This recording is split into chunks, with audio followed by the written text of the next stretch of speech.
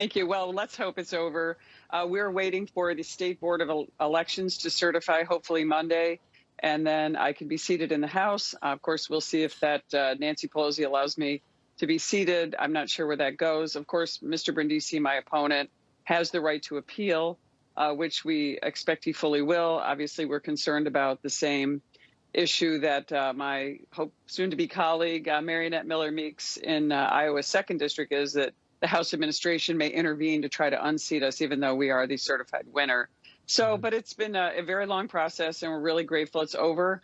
And I just want to quote the judge, because I think it's really important that people understand that a 94-day exhaustive, detailed process under complete judicial review, by the way. So he stated in his decision, every single valid vote that was cast in the 22nd Congressional District has been accounted for and counted. So I'm not sure where my opponent will go, but there really isn't another stone to unturn here. So hopefully we'll stay right where we are and continue to work for our district. And we'll certainly keep an eye on Nancy Pelosi and the House Administration Committee.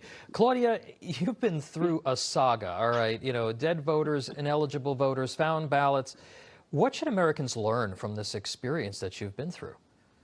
Well, I think what people need to understand is just how important their vote really is. I know so many people are discouraged their vote doesn't count, and that the Democrats have done a lot of things that it's not necessarily illegal or fraudulent. They've legalized a system that is undermining the integrity of our vote. And that's what people need to understand. In my race, we never alleged any fraud, though my opponent continued to do that. It's interesting now that after 94 days, my opponent is now alleging a Dominion voting machine irregularities and fraud, and that is the reason for overturning. This is 90 days into it. I mean, he never brought this up before.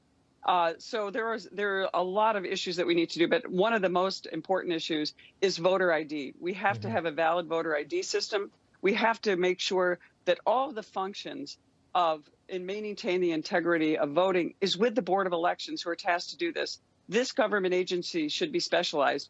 The Democrats are trying to blur this line by having the Department of Motor Vehicles, and now under H.R. 1, Nancy Pelosi's signature legislation, they want to have colleges and universities register voters. They want no absentee voting, all kinds of things that will undermine and dilute the vote of valid voters. So we have a big fight ahead of us as Republicans so that we don't get completely removed forever as we move forward and make sure that we stop H.R. 1.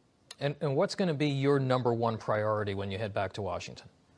Well, obviously, election law has become a new specialty for me, and election purgatory that I've experienced for so long has impacted me. I think right now we are seeing a huge issue with the pandemic. As a small business owner, our business was started in 1946 right in this district, and it's still going. But we've struggled like so many other small businesses because of the pandemic and because of the policies of Andrew Cuomo. And we need to focus on that. We need to make sure we get relief directly to the small businesses, our hospitals, our schools, and those that need it, not funneled through Albany and their irresponsible spending.